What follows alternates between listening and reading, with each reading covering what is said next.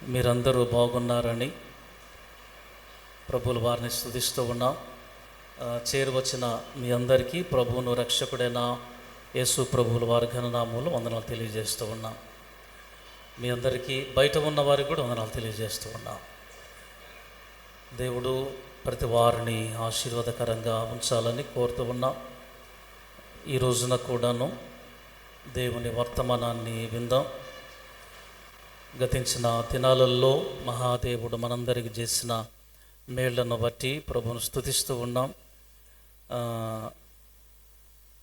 బయట ఉన్న వారికి కూడా నేను కనపడేటట్టుగా, అలాగే లోపల ఉన్న వారందరూ కనబడేటట్టుగా మనకి చూపిస్తూ ప్రయాసపడుతూ దేవుని వాక్యాన్ని ప్రచురించాలనే ఆశ కలిగిన ప్రియులు రవికిరణ్ గారికి కూడా వందనాలు తెలియజేస్తూ ఉన్నాం.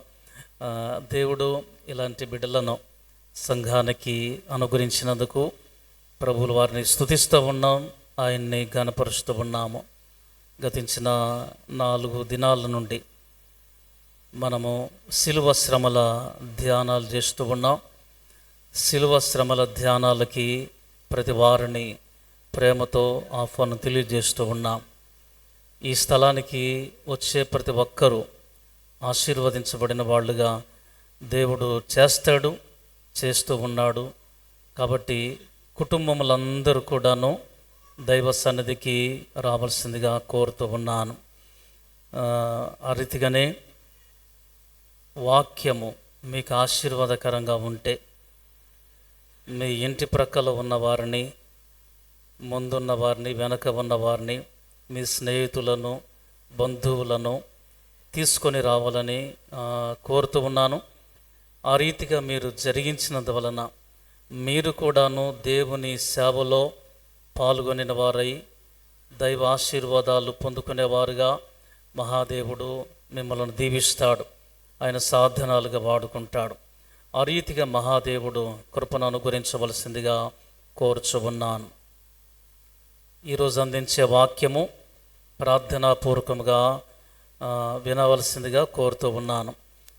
చాలా తక్కువ సమయంలో ఎక్కువ మాటలను, ఎక్కువ ఆశీర్వాదాలు పొందుకోవడానికి మనందరం కూడా సిద్ధపడదాము. ప్రస్తుతం చైనా దేశాన్ని ప్రెసిడెంట్గా జిన్పింగ్ అనేట ఆయన పాలన చేస్తూ ఉన్నాడు. ఈ జిన్పింగ్ చిన్నప్పటి నుండి ఆయన చాలా స్వార్థపూరితముగా ఉండేవాడు. ఏది కావాలన్నా అది నాకుంటే చాలు అనుకునే స్వభావం కలిగిన వాడు. ఆ రీతిగా ఉంటున్నందువలన వారి తండ్రి చాలా బాధ చెందాడు. ఎంచేతనగా అన్నీ నాకుంటే, నేను ఉంటే, లేదా నేను ఒక్కనే బాగుంటే బాగుండు అనుకున్న వానికి ఏదైనా పాఠం చెప్పాలని ఒక రోజున 2 భోజన ప్లేట్స్ తీసుకున్నాడు. తీసుకొని ఒక ప్లేట్లో భోజనం పెట్టి పైన ఒక ఎగ్ పెట్టాడు, ఉడకబెట్టిన గుడ్డు పెట్టాడు. గుడ్డు వేసి కొడుకు ముందు పెట్టాడు.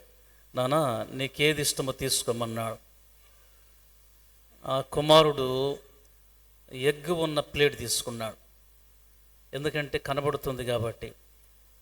తండ్రి ఆయన 2వ ప్లేట్ తీసుకొని అన్నం ప్రక్కకు జరిపితే 2 గుడ్లు ఉన్నాయి. బాధపడ్డాడు. ఒక ఛాన్స్ పోయింది నాకు,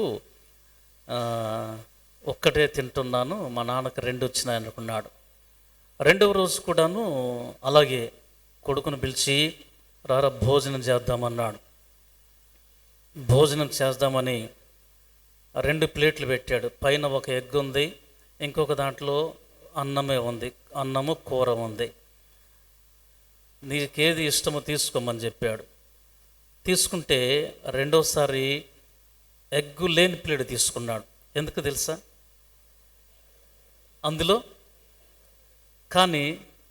లేవు,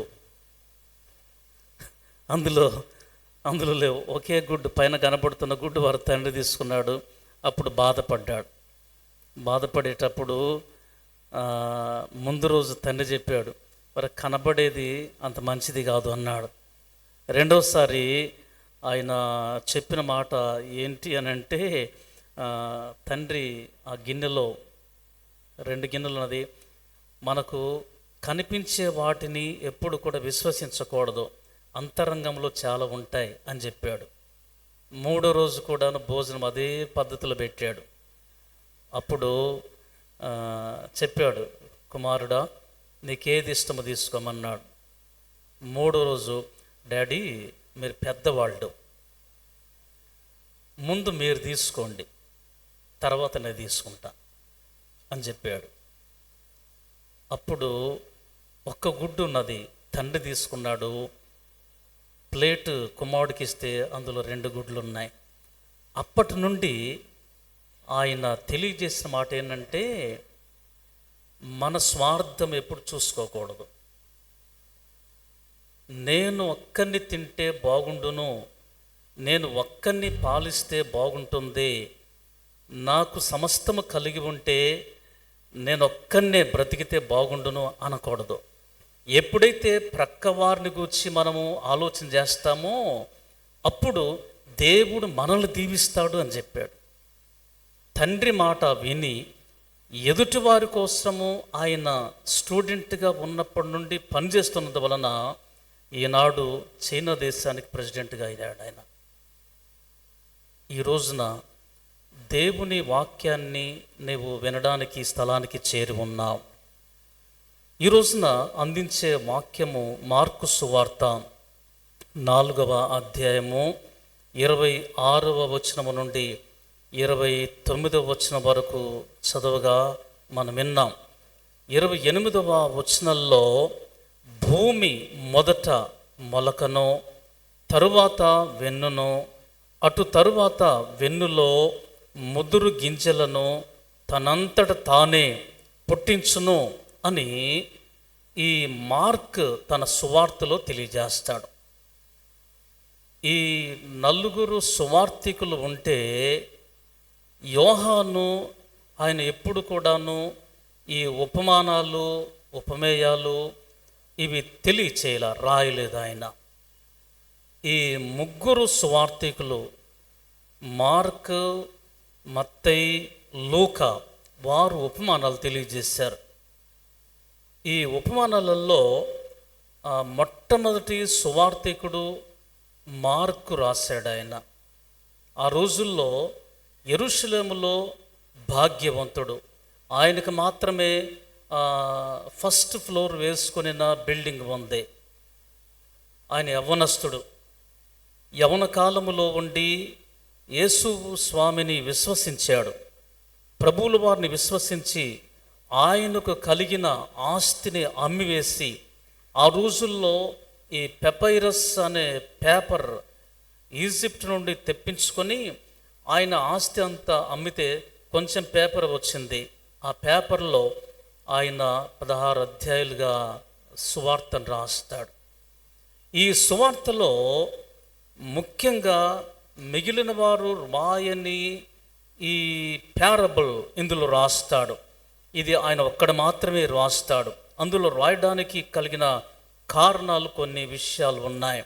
ఇందులో 28వ వచనంలో భూమి మొదట మొలకను, తరువాత వెన్నును, తరువాత వెన్నులో ముదురు గింజలను తనంతట తానే పుట్టించును అనే విషయాన్ని తెలియజేస్తాడు. ఈ విషయము తెలియజేయడానికి లేని కారణము this parable maturity of the individual Christians or the church. ఇది వ్యక్తిగతమైనది. దేవుని పరిశుద్ధ సన్నిధికి మనము చేరినప్పుడు విశ్వాసి లేదా సంఘం 3 దశలుగా అభివృద్ధి చెందుతూ ఉంది. 3 దశలుగా అభివృద్ధి చెందుతూ ఉంది. అనగా భూమిలో నుండి సాధారణమైన మొదటి వచ్చే విషయాన్ని మనము చూస్తే మొలక వస్తూ ఉంది. ఈ మొలక దీనిని చిన్న ఆకు అని పిలుస్తారు. విత్తనము భూమిలో వేసిన తర్వాత అందులో భూమిలో నుండి బయటికి వచ్చేటప్పుడు ఆకులు మాత్రమే కనబడతాయి. ఒకే ఒక ఆకు ఉంటుంది. ఈ ఆకును మనము చూస్తాం. అందుకనే seed represents the doctrine of the gospel అన్నారు. ఈ విత్తనము సువార్త యొక్క సిద్ధాంతంగా ఉంటూ ఉంది.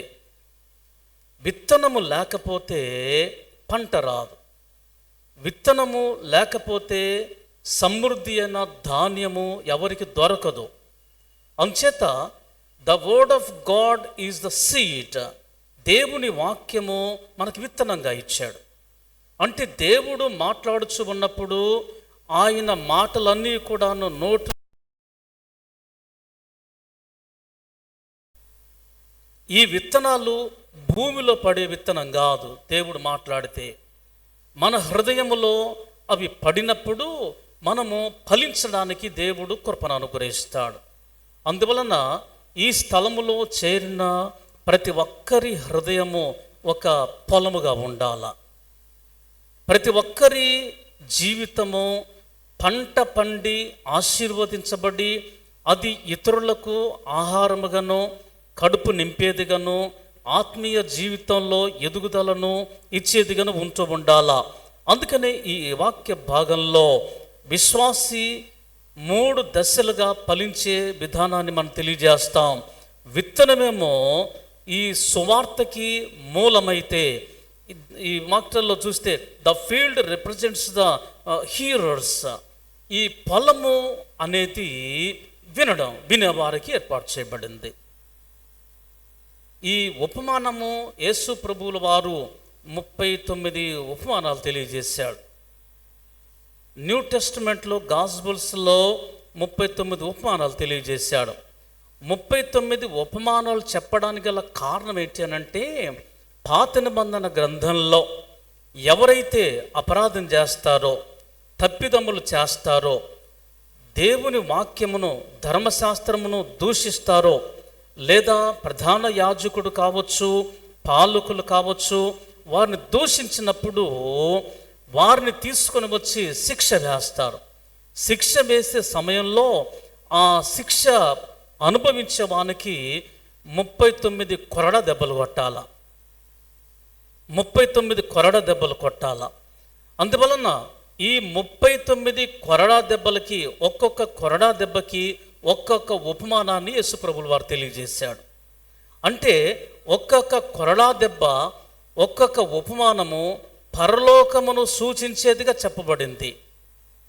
ఈ లోకములో దేవుడు ఎవరినైతే ఎక్కువగా ప్రేమిస్తూ ఉంటాడో వారిని ఆయన కొడతాడు. ఆయన కొట్టినందువలన మనము సంతోషిస్తే మనము దేవుని రాజ్యాన్ని ఆశీర్వాదకరంగా పొందుకుంటాం. అందుచేత 39 ఉపమానములు, 39 కొరడా దెబ్బలకు సూచన. యేసుక్రీస్తు ప్రభువుల వారు 39 కొరడా దెబ్బలు పొందల. యేసు ప్రభువుల వారు పొందిన కొరడా దెబ్బలు 539 పొందుకున్నాడు ఆయన. అంటే అందుచేత ఆయన శరీరం అంతా కూడాను నాగటి చాళ్ల వల్లే దున్నబడి స్వరూపము సొగసు లేనివాడుగా ఉన్నాడు. ఇవన్నీ తెలియచేయడానికి కలిగిన కారణం ఏమిటనగా, మనము వెన్నులో గింజలు కలిగి తనంతట తానే అభివృద్ధి పొందేవాళ్ళుగా ఏర్పాటు చేశాడు. అందువలన పరిశుద్ధుడైన మహిమ కలిగిన దేవుడు మనకు అనుగ్రహించిన ఈ శ్రేష్టమైన విషయంలో వెన్నులో ముదురు గింజలు వచ్చును అనే మాట మనం చూస్తాం. ముదురు గింజలు దేనికి సూచన అంటే, పైన ఉన్న ఆ వెన్నులోని సమృద్ధిగా పండుచు ఉన్న ఆ గింజలు దేనికి సూచన అనగా, అది హార్వెస్ట్కు సూచన. దేవుడు మనల్ని కోత కోసి వేస్తాడు. అంటే the harvest the end of the world అని మనం చూస్తాం. అంటే ఒక్క విత్తనములో వెన్ను, ఆ మీదట గింజలు, 3 విషయాలు ఉన్నాయి. ఈ 3 విషయాలు విశ్వాసికి సూచన, సంఘానికి సూచన. కనుక మొట్టమొదటిగా మనము మొలక ఆకును గురించి చూస్తాం. దీనిని ఇట్స్ కాల్డ్ బ్లేడ్ అన్నారు. అంటే విత్తనము భూమిలో పడి మొట్టమొదటిగా పైకి వచ్చినప్పుడు దానిని బ్లేడ్ అని పిలుస్తారు. అంటే మొలక ఆకు అని పిలుస్తారు. మొలక ఆకు రాలేదు అని అంటే అక్కడ దేర్ ఇస్ నో సీడ్, విత్తనం లేదు. విత్తనము పరిశుద్ధమైనదై అది ఆశీర్వాదకరంగా ఉండడానికి దేవుడు ఏర్పాటు చేసిన కృపై ఉంటూ ఉంది. ఈ విత్తనము రావడానికి గల కారణము దేవుని యొక్క నోటి నుండి వచ్చిన మాటలే కారణం ఏంటనంటే ఆయన దేవుడు తెలియచేశాడు, గడ్డిని విత్తనములిచ్చు చెట్టను భూమి మీద తమ తమ జాతి ప్రకారము తమలో విత్తనములు గల ఫలములిచ్చు వృక్షములను భూమి మొలిపించునుగాక అని పలికాడు ఆయన. ఆ ప్రకారమైన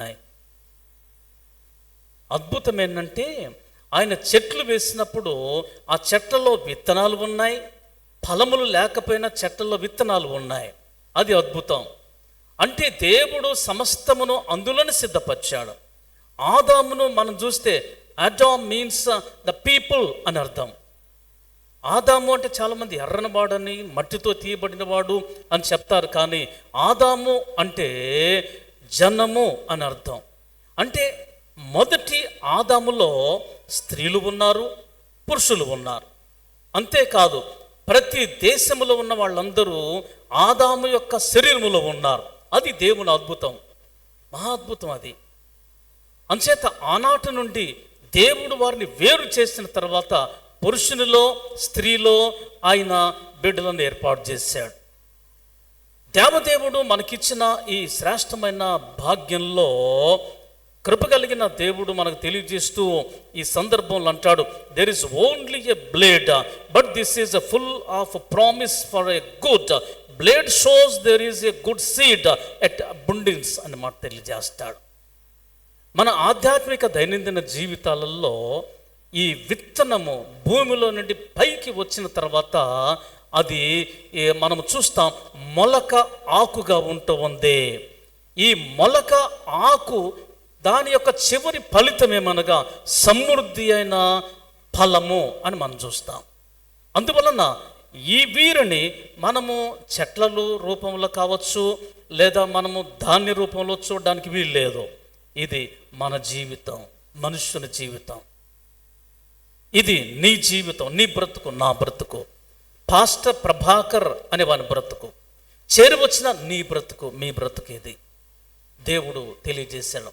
అందుకనే మనలందరినీ కూడాను పరిశుద్ధుడైన మహాదేవుడు తెలియజేస్తూ ఆయన తొలకరి వర్షాన్ని ఇచ్చేవాడుగా ఉంటూ ఉన్నాడు. అందుకని 65వ కీర్తన 10వ వచనంలో అక్కడ మనము చూస్తే, దాని దుక్కులను విస్తారమైన నీళ్లతో తడిపి దాని గనిమలను చదును చేయుచు ఉన్నాడు, వాన జల్లుల చేత దానిని పదును చేయుచు ఉన్నాడు, అది మొలకెత్తగా నీవు దానిని ఆశీర్వదించుచు ఉన్నావు అని లేఖనాల్లో మనం చూస్తాం. నిజమే, దేవదేవుడు ఆయన వాక్యమును, అందుకని ద్వితీయోపదేశ కాండములో దైవజనుడైన మోషే తెలియజేస్తాడు, నా ఉపదేశము వానవలె కురియను అని తెలియజేస్తాడు. నా ఉపదేశము వానవలె కురియను. ఇక్కడ అందిస్తూ ఉన్న వాక్యము నీ జీవితంలో, నీ హృదయంలో, నీ కుటుంబానికి అది వర్షముగా ఉంటూ ఉంది. ఈ వాన నిన్ను తడిపినప్పుడు నీవు తడవబడినప్పుడు, అందుకనే ఈ ద్వితీయోపదేశకాండం 32వ అధ్యాయము 2వ వచనంలో, నా వాక్యము మంచు వలెను, లేతగడ్డి మీద పడు చినుకుల వలెను, పచ్చిక మీద కురియు వర్షము వలె ఉంటూ ఉంది అని తెలియజేశాడు. కనుక దేవుని వాక్యము నీవు నేను వినేటప్పుడు జరగవలసిన పని ఏమిటనగా, మనము ఎండిపోయిన నేలగా ఉన్నప్పుడు, అంటే వర్షము లేక నెరియలు కట్టి, అంటే నెరియలు వచ్చి ఆ నోరు తెరచి ఆ వాక్యము కోసం లేదా వర్షము కోసం ఎదురు చూస్తూ ఉన్నప్పుడు ఆ వర్షము పైనుండి దేవుడు అనుగ్రహిస్తాడు. వర్షపు జలము త్రాగి భూమి మెత్తన చేయబడి చదును కోసము, విత్తనము ఆస్వాదించడం కోసం కనిపెట్టుకుని ఎదురు చూస్తూ ఉంది. అందుకనే పరిశుద్ధ దినమైన ఆదివారము వచ్చినప్పుడు మనము దేవుని వాక్యం కోసమే కనిపెట్టుకొని ఉండాలా. ఇక్కడ అందిస్తున్న వాక్యము నీ హృదయంలోనికి వచ్చినప్పుడు నీవు ఫలిస్తావు. నిన్ను దేవుడు నాటడానికి ఒక కారణాన్ని దేవుడు చూపిస్తాడు. మనము వాక్య భాగంలో గమనిస్తే ఆయన ఇర్మియా గ్రంథాన్ని మనం చదువుకున్న 17వ అధ్యాయము 8వ వచనంలో అక్కడ రాయబడింది, అనగా దేవుని వాక్యం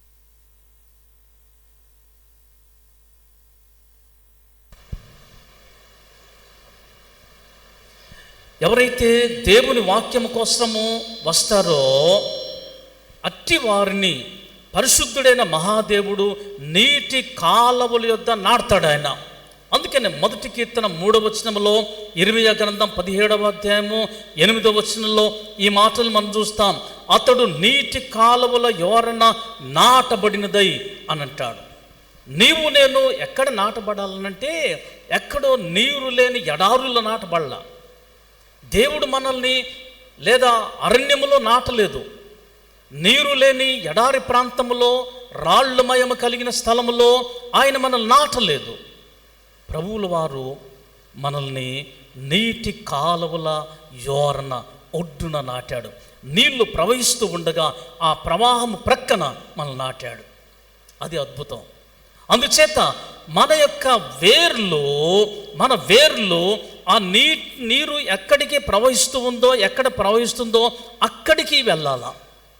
ఇది ఆ నీటిని మనం ఆస్వాదించాలా. ఎప్పుడైతే ఎండిపోతూ ఉన్నా, చనిపోతూ ఉన్న వృక్షాలకి తేమ తగిలితే చాలు, కొంచెం వాసన తగిలితే చాలు, తిరిగి చిగురిస్తాయి. అంటే పడిపోయిన జీవితాల్లో ఎవరు ఉంటారో, దేవునికి దూరంగా ఉంటారో, ఒకప్పుడు యేసు ప్రభువుల వారిని విశ్వసించి ఆ మీదట మనము నాకు చాలు అనుకున్నప్పుడు దూరమైపోయి మరల పతన స్థితిలో ఉన్నప్పుడు, ఈ వాక్యమును వింటూ ఉన్నప్పుడు దేవదేవుడు వారిని అత్యధికంగా ఫలింప చేయడానికి ఆయన ఆస్వాదిస్తాడు, ఆయన అక్కడ నాడతాడు. నిజమే. అందుకని ఈ మాటలు రాయబడింది. ఇర్మియా గ్రంథకర్త, ఇర్మియా ప్రవక్త తెలియజేస్తూ 17వ అధ్యాయము 8వ వచనంలో అంటాడు, వాడు జలముల యొద్ద నాటబడిన చెట్టు వలె నుండును, అది కాలువల ఓరన దాని వ్రేలు తన్నును, వెట్ట కలిగినను దానికి భయపడదు, దాని ఆకు పచ్చగా నుండును, వర్షము లేని సంవత్సరమున చింత నొందదు, కాపు మానదు అని తెలియజేస్తాడు. అంటే మన ఆధ్యాత్మిక జీవితాలలో ఒక్కసారి ప్రభువుల వారి చేతులకు మనం సమర్పణ చేసుకుంటే, ఆయన సన్నిధిలో ప్రభువా నన్ను నీ ఓరన నీటి కాలువ, అందుకని యేసు ప్రభువుల వారు నేను జీవజలమును అంటాడు. నేను జీవజలాన్ని. ఎందుకు? ఈ లోకంలో ఉన్న ఏమైనా ఎండిపోవచ్చు, నదులు ఎండిపోవచ్చు, సముద్రాలను దేవుడు ఆయన సమస్తమును ఆవిరిగా మార్చవచ్చును, కానీ ప్రభువుల వారు మాత్రం ఆయనే చిరకాలం ఉండేది. ఆ ప్రభువుల వారు చిరకాలము మనతో ఉండే దేవుడు. ఆయన యొద్ద ఎవరైతే నాటబడతారో వారికి ఈ లోకములో ఉన్న ఏది లేకపోయినా వారు ఫలించుతూ ఉంటారు, అభివృద్ధి చెందుతూ ఉంటారు. ఎప్పుడు ఈ కార్యం జరుగుద్దనగా నీవు మొలకగా ఉండాలా. ఈ మొలక విశ్వాసానికి సూచన. ఈ విశ్వాసము చిన్నదిగా ఉన్నప్పుడు ఆ విశ్వాసాన్ని విడిచిపెట్టకుండా ఆ రీతిగా ఉంటే దేవదేవుడు నిన్ను వెన్నుగా చేస్తాడు. దేవదేవుడు నిన్ను వెన్నుగా చేస్తాడు. అందుకనే ఈ మాటల్లో మార్కు సువార్త 4వ అధ్యాయము 8వ వచనంలో మనము గమనిస్తే అక్కడ రాయబడిన సత్యాన్ని మనం చూస్తాం. అంటే ప్రభువైన యేసుక్రీస్తుల వారు తెలియజేస్తూ భూమి మొదట మొలకను తర్వాత వెన్నును ఆయన కలుగు చేసేవాడుగా ఉంటున్నాడు. ఈ వెన్నును ఇట్స్ కాల్డ్ స్టాక్ అని పిలిచారు. అంటే ఈ మాటల్లో ఇయర్ అనే మాట కూడా పిలుస్తారు. Then the ear the strong stalk grows up అని మనం వాక్యంలో చూస్తాం. అంటే ఈ చిన్న మొలక అది ఆకుగా వచ్చినప్పుడు, బ్లేడ్గా వచ్చినప్పుడు, అది ఎదుగుచు ఉన్నప్పుడు మనకు వెన్నులు వస్తాయి. ఈ వెన్ను బలం కలిగిందిగా ఉండాలా. అంటే మనము ఆ ఫలాలను అనుభవించాలనంటే మనకు ఉన్న ఆ వెన్ను గట్టిగా బలముగా కలిగి ఉండాలా. బలహీనులుగా ఉండడానికి వీలు లేదు. అంటే విశ్వాసమందు అభివృద్ధి చెందుతూ ఉండాలా. విశ్వాసమందు మనం భాగ్యవంతులుగా ఉంటూ ఉండాలా. దీని గురించి రాయబడింది, the faith and love of the believing soul increase abundantly అనే మాట వాడారు. అంటే మనము ఈ చిన్న మొలక ఆకుగా ఉండాలా, ఆ తర్వాత వెన్నుగా వచ్చినప్పుడు దీనిని విశ్వాసము, ప్రేమలో అభివృద్ధి చెందడం అని అంటాం. ఈ రెండు ఎవరు కలిగి ఉంటారో, విశ్వాసము, ప్రేమ ఎవరైతే కలిగి ఉంటారో వారు దినదినము అభివృద్ధి చెందుతూ ఉంటారు. వారు కొంచెముగా ఉండవచ్చు, మొదటిగా కొంచెముగా ఉండవచ్చు, వారు విస్తారమైన ఆశీర్వాదాలు అనుభవిస్తారు. వారి కుటుంబము ఎన్నికలేనిదిగా ఉండవచ్చు, ఆ గ్రామములో, పట్టణములో వారి కుటుంబం ఉన్నతమైన స్థితికి దేవుడు తీసుకొని వస్తాడు. ఎప్పుడు?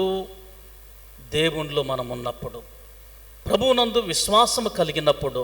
ఏదో వాక్యం విని ఇంతటితో ఇక్కడ సరిపోద్ది అనుకోవడం కాదు. నీవు అనుభవిస్తూ ఉన్నప్పుడు, ప్రతి నిత్యము నీకు అవసరమైన దానిని అనుభవిస్తూ ఉన్నప్పుడు పరిశుద్ధుడైన మహాదేవుడు నిన్ను విశ్వాసపు ఎదుగుదలను ప్రసాదిస్తాడు. దేవుడి వాక్య భాగాల్లో మనం చూస్తాం. విశ్వాసపు అభివృద్ధిలో వృద్ధి చెందిన వారిని, యోసేపును మనం చూస్తాం. ఆదికాండం 41వ అధ్యాయము 5వ వచనంలో అక్కడ ఆయన కలగంటాడు. అంటే ఫరో ఒక కలగంటాడు. ఈ ఫరో కలలో ఆయన చూస్తాడు, అతడు నిద్రించి రెండవసారి కలకనను, అందులో మంచి పుష్టి గల 7 వెన్నులు ఒక్క దంటున పుట్టుచు ఉండెను అని మనం చూస్తాం. మొదటి కళ ఆయన చూశాడు. చూస్తూ ఉండగా ఆ నైల్ నది ప్రక్కన సారవంతమైన నేలలు. ఆ రోజుల్లో నైలు నదిలో వారు విత్తనములు, ధాన్యాన్ని తీసుకొని వెళ్ళి నీళ్ళలో చల్లేవాళ్ళు. అంటే దాన్ని ఆహారం అని పిలిచారు. ఆహారం, నీ ఆహారమును నీళ్ళ మీద వేయము, చాలా దినములైన తర్వాత కనబడుతుంది అని అంటాడు. అంటే ఐగుప్తు దేశములోని ప్రజలు వారు కలిగిన విత్తనములు తీసుకొని వెళ్ళి నైలు నదులు చల్లేవాళ్ళు. కొన్ని చేపలు తినేటివి, మిగిలినవి అవి ప్రవాహములు కొట్టుకొని వెళ్ళి ఎక్కడైతే ప్రవాహము ప్రవహిస్తూ ఉందో ఆ నేలలో ఆ విత్తనాలు పడిపోతాయి. ఆ విత్తనాలు పడి తనకు తానుగా అభివృద్ధి చెందుతాయి ఆ విత్తనాలు. అది ఐగుప్తు దేశ ప్రజలకి ఆహారంగా మార్చబడతాయి. ధాన్యం వస్తూ ఉంది. అలాంటిది వారికి ఆశీర్వాదపు పంట. కానీ ఆయన చూస్తూ ఉన్నాడు, నిద్రలో కలగన్నాడు. ఆ నిద్ర పోతూ ఉన్న సమయంలో కల వచ్చింది. ఒక దంటు అది పుడుతూ ఉంది. ఆయన చూస్తూ ఉన్నాడు. చిన్న ఆకు, మొలక ఆకు వచ్చింది, దంటు పెరుగుతూ ఉంది. ఆయన చూస్తూ ఉండగా ఒకే దంటుకు 7 కంకులు వచ్చాయి. బాగా ధాన్యం బాగా పండింది. చూశాడు. ఆయన చూస్తూ ఉండగా ప్రక్క తిరిగి చూస్తే ఇంకొక దండు కూడా వస్తూ ఉంది. చాలా తూర్పు గాలి చేత పాలిపోతూ ఉంది, సన్నగా అయిపోయింది, ఎండిపోతూ ఉంది. దానికి కూడా ఉన్నాయి. అంటే ధాన్యం లేని కంకులు ఉన్నాయి, 7 ఉన్నాయి. అమాంతంగా వెళ్ళి బాగుగా బలిసిన వాటిని, లాగా బాగా ధాన్యం ఉన్న వాటిని దాన్ని కప్పివేసి తినేసినాయి. తిన్నా కూడా వీటికేం కనపడలా, తినినట్లుగా కలబడింది. మొదటిసారిగా దాని భావాన్ని తెలియజేసే వాళ్ళు ఎవరు లేరు. యోసేపు చిన్న వయసు నుండి విశ్వాసము కలిగినందువలన కనాను దేశంలో విశ్వాసిగా చిన్న ప్రాయముల నుండి పరాయి దేశంలో అమ్మబడి బానిసగా ఉంటున్న విశ్వాసము వీడలా. ఆయనను గుంటలో వేసినా ప్రభువును విడిచిపెట్టలేదు, చెరసాలలో వేసినా ప్రభువులు వారిని విడిచిపెట్టలేదు. సింహాసనం ఎదుటికి ఫరో యుద్ధ నిలబడినప్పుడు ఆయన అంటాడు, ఇలాంటి దేవుని ఆత్మ కలిగిన మనుషుల్ని మన దేశంలో కనుగొనగలమా? దేశమే కనుగొనలేము. ఎందుకు తెలుసా? అతడు హెబ్రీయుడు, ప్రభువుల వారిని విశ్వసించిన వాడు. అందుచేత ఆయన విశ్వాసము వలన నీ దేవుడే నిజమైన దేవుడును ఆశీర్వదించంటాడు మోషే కాలంలో. కారణం ఏంటి? మన విశ్వాసము, మన వెన్ను బలంగా ఉండాల. అందుకనే మన దైనందిన జీవితాలలో దేవుని వాక్యం వినిన తర్వాత ఆ ప్రకారం జీవిస్తూ ఉంటే పరిశుద్ధుడైన మహిమ కలిగిన దేవుడు సకల సౌభాగ్యముల చేత నింపుతాడు. మూడవది వాక్య భాగంలో చూస్తే ద ఫుల్ కోర్న్ అనే మాట మనం చూస్తాం. అంటే ఈ తరువాత వెన్నులో ముదురు గింజలు తనంతట తానే పుట్టెను అని లేఖనాన్ని మనం చూస్తాం. ఇది ఆది సంఘము నుండి ఈనాడు కనిగిరి దుర్గం బ్యాప్టిస్ట్ సంఘం వరకు వ్యాపించింది ఈ వెన్నులో ముదురు గింజలు. ముదురు గింజలు ఎక్కడ లేవో, ఎక్కడ ఉండవో అక్కడ దేవుని కార్యాలు జరగవు. ఎక్కడ సంపూర్ణమైన విశ్వాసి ఉండడో అక్కడ శ్రమలు ఉంటాయి. ఎక్కడ సంపూర్ణమైన విశ్వాసి ఉండదో అక్కడ శోధనలు ఉంటాయి. ఎక్కడ మంచి ప్రార్థన పరులు ఉంటారో అక్కడ ఆశీర్వాదాలు తనంతట తాను ప్రభువుల వారు అనుగ్రహిస్తూ ఉంటాడు. అందుకని వాక్య భాగంలో అపోస్తల కార్యముల గ్రంథం 12వ అధ్యాయం 10వ వచనంలో అక్కడ రాయబడింది. చదవండి ఎవరైనా. మొదటి కావలిని రెండవ కావలిని దాటి పట్టణమునకు పోవు ఇనుప గవిని యొద్దకు వచ్చినప్పుడు దానంతట అదే వారికి తెరుచుకొనెను. వారు బయలుదేరి యొక్క వీధి దాటిన వెంటనే దూత అతనిని విడిచిపోయెను అని వాక్యాలు చూస్తూ ఉన్నాం. ఆది సంఘంలో జరిగిన అద్భుతం, సంపూర్ణమైన విశ్వాసం కలిగిన వారి జీవితంలో మహాదేవుడు జరిగించిన ఆశ్చర్య కార్యము. కారణం ఏంటంటే ఆ రోజుల్లో అంతియొకయలో క్రైస్తవులను అంటే శిష్యులను క్రైస్తవులను పిలిచారు. క్రైస్తవులను పిలిచింది ఏదో మంచి పేరు కాదు, అది క్రైస్తవులుగా పిలువబడింది. ఆ రోజుల్లో వీరు మంచి ప్రవర్తన కలిగిన వాళ్ళు, లేకపోతే చాలా అనుభవం కలిగిన వారు, ఆశీర్వదించబడిన వారు, భాగ్యవంతులని పేరు కలిగింది కాదు. అవమానానికి గుర్తుగా వారు పిలిచారు. వీరు క్రైస్తవులు అని అంటే క్రీస్తును ఎలా సిలువ వేసి ఆయనను అవమానపరిచి కొరడాలతో కొట్టి పిడికిలతో గుద్ది చెంపలను లాగి ఆయనకు ముళ్ళ కిరీటం పెట్టి మేకులు కొట్టి సిలువ వేసి అవమానపరిచి ఉమ్మి వేసి వీటన్నిటికీ గుర్తులుగా వీరు క్రైస్తవులు అని పేరు పెట్టారు. ఈరోజు ప్రపంచానికి క్రైస్తవులంటే ఆశీర్వాదకరము. అవమానానికి పెట్టిన పేరు ఈరోడు ఆశీర్వాదంగా మిగిలిపోయింది. నిజమే. ఈ అంతియొకయలో శిష్యులు క్రైస్తవులుగా పిలువబడ్డారు. అగబు అనే ఒక ఆయన వచ్చి ఆయన తెలియజేశాడు, కరువు వస్తూ ఉంది, జాగ్రత్తగా ఉండండి అని. కరువు రాబోతూ ఉంది, కరువు వచ్చినప్పుడు మీరు జాగ్రత్తగా ఉండండి ముందే దేవుని ఆత్మచేత నింపబడి తెలియజేశాడు ఆయన. కరువు వచ్చింది. ఆ రోజుల్లో క్లౌడియా చక్రవర్తి కాలంలో కరువు వచ్చింది. మిగిలిన వారందరూ కూడా ఆ రోజుల్లో ఆ చక్రవర్తి దగ్గరికి వెళ్ళి చెప్పారు, ఈ కరువు రావడానికి కారణం ఏంటి తెలుసా? క్రైస్తవులే అన్నారు వాళ్ళు.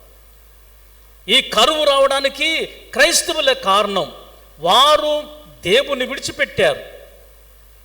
ఆ రీతిగా చక్రవర్తిని పూజించడం మానివేశారు. అందువలన మన దేవుడు వీరి మీదకి కరువు పంపించాడని అప్పటి నుండి క్రైస్తవులు హింసించడం ప్రారంభించారు. యాకోబును ఖడ్గంతో చంపించారు. అందరు సంతోషపడ్డారు, యూదులందరూ సంతోషపడ్డారు. వీరు సంతోషంగా ఉన్నారని పేతురుని తీసుకుని వెళ్ళి చెరసాలలో బంధించారు. ఆయనకు సంఖ్యలు వేశారు, కాళ్ళకి చేతులకి మెడకి ఆయన సంఖ్యలు వేసి ఒక మూల పడేశారు. 20 కాపలదారుల మధ్యలో పడుకొని ఉన్నాడు. బయట 16 మంది కాపలా ఉన్నారు. తలుపులన్నీ వేయబడింది, తాళాలు వేశారు. రాత్రివేళ జరుగుతూ ఉంది. పేతురు 20 సైనికుల మధ్య నిద్రిస్తూ ఉన్నాడు. సంఖ్యలతో ఉండి కూడా నిద్రిస్తూ ఉన్నాడు. బయట 16 మంది కాపలా కాస్తూ ఉన్నారు. కాపలా కాస్తూ ఉండగా దేవుని దూత ఆ చెరసాలలోనికి వెళ్ళి నిలబడగానే వెలుగు ప్రకాశించింది. ఆయనకు ఉన్న సంఖ్యలు తెగిపోయి ఊడిపోయిన అద్భుతం జరిగింది. దేవుని దూత తట్టి లేపాడు. పేతురు, నీవి చెరసాల నుండి లేవమని చెప్పాడు. ఆయన బయటికి తీసుకొని వెళుతూ ఉండగా ఆ పట్టణానికి వేయబడిన ఆ గేట్, సిటీ గేట్ తెరవబడింది. తనంతట తానే, ఎవరు లేరు అక్కడ. బయట తెరుచుకొని బయటికి వెళ్ళిన తర్వాత దేవుని దూత ఆయన విడిచిపెట్టాడు. ఎందుకనంటే ఇక్కడ సైనికులు నిద్రపోతూ ఉన్నా, దేవుని సేవకుడైన అపోస్తులైన పేతురు నిద్రపోతూ ఉన్నా, తనను కాపాడడానికి దేవుడు నిద్రపోవటం లేదు. ఆయన ప్రభువుల వారు నిద్రపోవటం లేదు. అందుకనే వాక్య భాగంలో మనం చూస్తే 121వ కీర్తన 3-4 వచనాలలో అక్కడ రాయబడిన సత్యాన్ని మనం చూస్తాం. నిన్ను కాపాడువాడు కొనుకడు, ఇశ్రాయేలును కాపాడేవాడు కొనుకడు, నిద్రపోడు అని రాయబడింది. మన దేవుడు మనల్ని రక్షించడానికి అభివృద్ధి పరచడానికి ఆయన కాపాడితే దేవుడు నిద్రపోయేవాడు అట. కనీసం కొనుకుపాటైనను కూడా తన బిడ్డలను కాపాడడానికి కొనుకుపాటు రానిచ్చేవాడు కాదు. మేము చదువుతున్న రోజుల్లో, మేము ఏసిటీస్లో చదువుతున్న రోజుల్లో మా కాలేజ్ ప్రక్కన ఒక టెంపుల్ ఉంది. ఆ టెంపుల్లో మేము ప్రొద్దున్నే మా క్వార్టర్ మీద నేను కూడా మైక్ వేసి ప్రార్థన చేసేవాడిని. అంటే ఎవరో ఒకడు వచ్చాడు, అసలు భయమే లేదు, తెల్లవారుజామున నిద్ర మేలుకొల్పుతూ ఉంటాడు అని పోటీగా పక్కన ఒక చిన్న గుడి ఉంటే ఆ గుడి మీద సుప్రభాతం వేసేవాళ్ళు. ఈ సుప్రభాతంలో కౌసల్య సుప్రజ రామ పూర్వ సంధ్య ప్రవర్తతే ఉత్తిష్ట శరదాతుల కర్తవ్యం దౌర్మాన్యం అని వాడు వేసేవాళ్ళు అన్నమాట. లేస్తూ ఉంటే అసలు ఏంట్రా ఎవరికైనా తెలిసిందా? అర్థం తెలుసా? అర్థము తెలియని భాషలో వారు మాట్లాడతారు. క్రైస్తవునికి అన్ని అర్థాలు తెలిసే ఉంటాయి.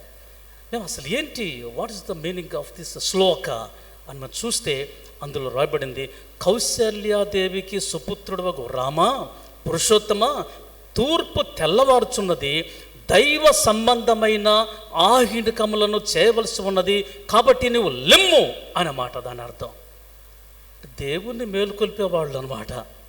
దేవుడు రాత్రంతా నిద్రపోతూ ఉంటే పొద్దున్నే తన యందు భక్తి విశ్వాసం కలిగిన వారు లేపుతా ఉన్నారు, బాబు తెల్లారింది, నువ్వు పడుకొని ఉన్నావు, దైవ కార్యాలు జరిగించాలా, నువ్వు లెమ్ము అని. అందుకని కౌసల్య సుప్రజ రామ పూర్వ సంధ్య ప్రవర్తతే ఉత్తిష్ట శరదా దూర్చల కర్తవ్యం దవ్యమాన్యుదం అని చెప్పాడు అనమాట.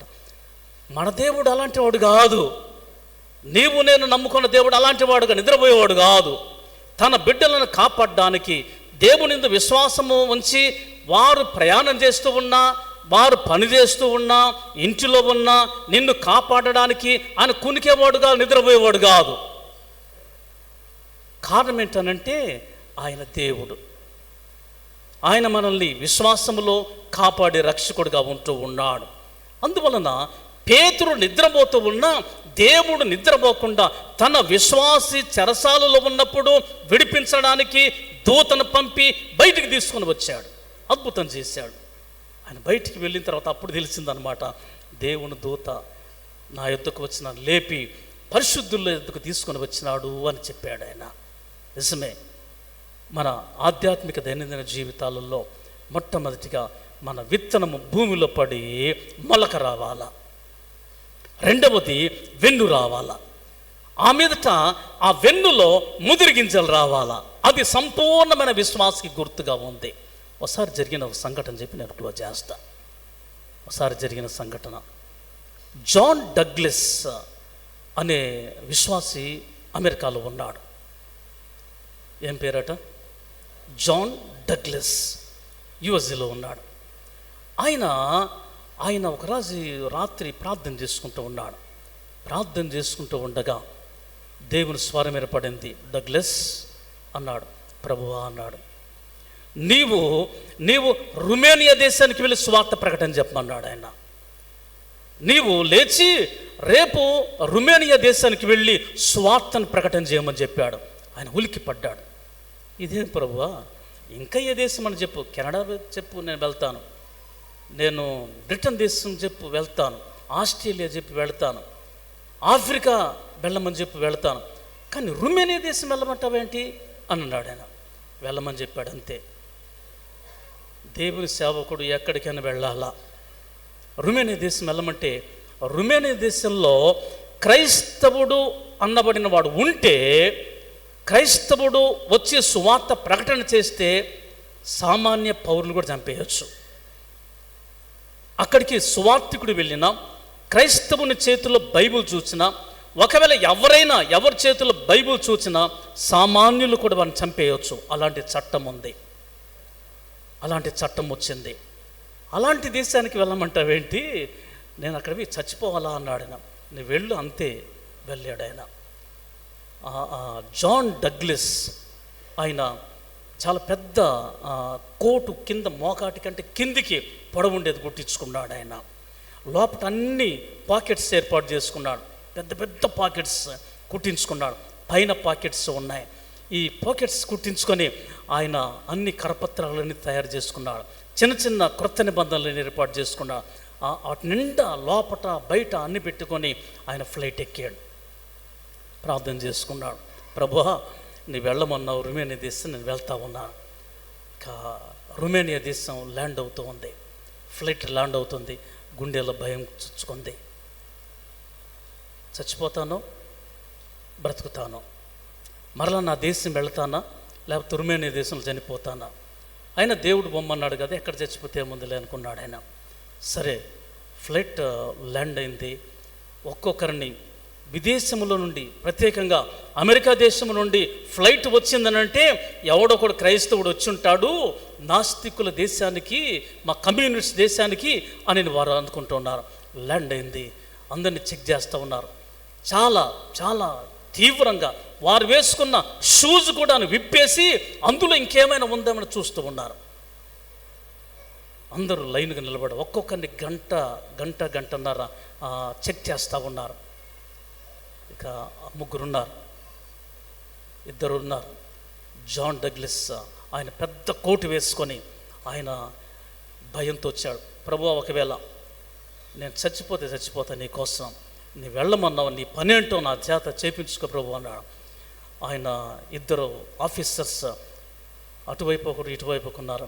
జాన్ డగ్లస్ గారు ఇట్లా వస్తూ ఉండగా అక్కడ డిటోనేటర్స్ పెట్టి చూస్తూ ఉన్నారు, మిషన్ పెట్టి చూస్తూ ఉన్నారు. అక్కడికి రాగానే అందరికంటే పెద్ద ఆఫీసర్ చెప్పాడు, Douglas you can go from this place immediately అని చెప్పాడు. ఆయన ఇక్కడ నుండి అర్జెంటుగా వెళ్ళిపోమని చెప్పాడు. ఆయన చెక్ చేయాలి ఆయన్ని. ఆయన వచ్చి ఇట్లా నిలబడగానే వెళ్ళమని చెప్పాడు. బయటకు వచ్చాడు. పక్క ఆఫీసర్ అడిగాడు, ఎందుకండి ఆయన చెక్ చేయకుండా ఎందుకు పంపించారంటే ఆయన చెప్పాడు, ఒరే బాబు నా మిషన్ ఆయన మీద పెడితే నా మిషన్ కాలిపోద్ది, నేను కూడా కాలిపోతా. ఎందుకు తెలుసా, నేను మనిషిని చూడలా, గొప్ప వెలుగు పై నుండి కిందికి నిలబడి ఉంది. ఆ వెలుగును చూసి నా కళ్ళు మోసకపోయినా ఆయన వెళ్ళమని చెప్పాడు ఆయన. అద్భుతం. గట్టి చప్పట్లు కూడా దేవుని స్తుతిద్దామా. అక్కడికి వెళ్ళి కోర్టులో ఉన్న ట్రాక్స్ తీసి ఒక్కొక్కరి పంచితే ఆ రొమేనియా దేశంలో అంతకుముందు డగ్లస్ ద్వారాగా